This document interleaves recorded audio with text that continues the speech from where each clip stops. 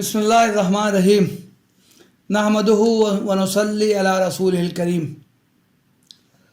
حضرت ابو ہریرہ رضی اللہ عنہ سے روایت ہے کہ اللہ کے رسول صلی اللہ علیہ وسلم نے ارشاد فرمایا، من کان یؤمن باللہ والیوم الآخر فلیکرم جارہ، جو شخص اللہ اور روز آخرت پر ایمان رکھتا ہو اسے اپنے پڑوسی کے ساتھ بہتر معاملہ کرنا چاہیے۔ یہ صحیح بخاری اور صحیح مسلم کی حدیث ہے۔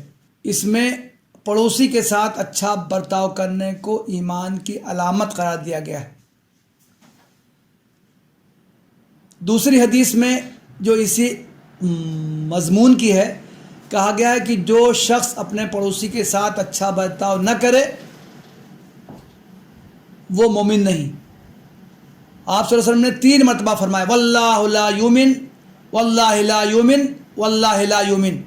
اللہ کی قسم وہ شخص مومن نہیں، اللہ کی قسم وہ شخص مومن نہیں، اللہ کی قسم وہ شخص مومن نہیں۔ صحابہ کرام نے دریافت کیا، اللہ کے رسول صلی اللہ علیہ وسلم کون؟ آپ نے فرمایا، الذی لا یامن جارہ بوائقہ، وہ شخص جس کا پڑوسی اس کی اذیتوں سے محفوظ نہ ہو۔ ان حدیث سے معلوم ہوتا ہے کہ پڑوسی کے ساتھ خوشگوار تعلقات ایمان کی کسوٹی ہے۔ جس کے تعلقات اس کے پڑوسیوں سے بہتر ہوں اس کا ایمان محفوظ ہے، اور جس کے تعلقات اس کے پڑوسیوں سے خوشگوار نہ ہوں اسے اپنے ایمان کی خیر منانی چاہیے۔ پڑوسی کا درجہ بعض پہلوؤں سے قریبی رشتہ دار سے بڑھ کر ہوتا ہے۔ آدمی پر کوئی افتاد پڑے، وہ کسی مصیبت کا شکار ہو جائے اور اسے فوراً تعاون کی ضرورت ہو، مثلاً اسے کوئی بیماری لاحق ہو جائے، وہ پر وقت کسی مدد کا محتاج ہو، اسے فوراً اسپتال لے جانے کی ضرورت ہو، تو رشتہ دار تو بعد میں آئیں گے جب ان کو خبر ملے گی، پڑوسی پہلے پہنچتا ہے، وہ فوراً اس کی خبر گیری کرتا ہے۔ اسی وجہ سے پڑوسی کا درجہ رشتہ داروں سے بڑھ کر قرار دیا گیا ہے۔ ایک حدیث میں جو حضرت عبداللہ ابن عمر رضی اللہ عنہ سے مروی ہے، وہ بیان کرتے ہیں کہ رسول اللہ صلی اللہ علیہ وسلم نے ارشاد فرمایا، ما زال جبریل یوصینی بالجار حتی ظننت انہ سیورث، جبریل مجھے برابر پڑوسی کے ساتھ اچھا سلوک کرنے کی تاکید کرتے رہے، برابر تاکید کرتے رہے، مسلسل کہتے رہے کہ پڑوسی کے ساتھ اچھا برتاؤ کرو، پڑوسی کے ساتھ اچھا برتاؤ کرو، پڑوسی کے ساتھ تمہارے تعلقات اچھے ہونے چاہیے، یہاں تک کہ میں گمان کرنے لگا کہ وہ وراثت میں بھی اس کا حصہ قرار دے دیں گے۔ ہم سب جانتے ہیں کہ وراثت کا مستحق قریب ترین رشتہ دار ہوتے ہیں، ہر رشتہ دار نہیں ہوتے ہیں، دور کے رشتہ دار نہیں ہوتے ہیں۔ انسان کے جو قریب ترین رشتہ دار ہوتے ہیں وہ وراثت کے مستحق ٹھہرتے ہیں۔ اس حدیث میں اللہ کے رسول نے فرمایا کہ جبریل برابر مجھے پڑوسی کے ساتھ اچھے تعلق کا حکم دیتے رہے، یہاں تک کہ میں تو گمان کرنے لگا کہ وہ تو وراثت میں بھی اس کو مستحق قرار دے دیں گے۔ قرآن کریم میں پڑوسیوں کی 3 قسمیں بیان کی گئی۔ سورہ النساء کی آیت 36 ہے۔ نمبر 1 رشتہ دار پڑوسی، نمبر 2 اجنبی پڑوسی، نمبر 3 تھوڑی دیر کا پڑوسی۔ ان تینوں کے ساتھ حسن سلوک کی تعلیم دی گئی۔ احادیث میں پڑوسیوں کے بہت سے حقوق بیان کیے گئے ہیں، اس وقت ان کی تفصیل میں جانے کا موقع نہیں۔ ایک حدیث میں ہے کہ ان کو ہدیہ بھیجا جائے، تحفہ بھیجا جائے، چاہے وہ کتنا ہی معمولی کیوں نہ ہو۔ ایک حدیث میں ہے کہ ان کے مسلسل ان کے احوال کی خبر گیری کرتے رہنا چاہیے۔ ایک حدیث میں ہے کہ وقت ضرورت ان کو کھانے پینے کی چیزیں فراہم کرنا چاہیے۔ ایک حدیث میں ہے کہ اللہ کے رسول نے فرمایا کہ ان کو اپنے پڑوسیوں کے لیے آسانیاں فراہم کرو۔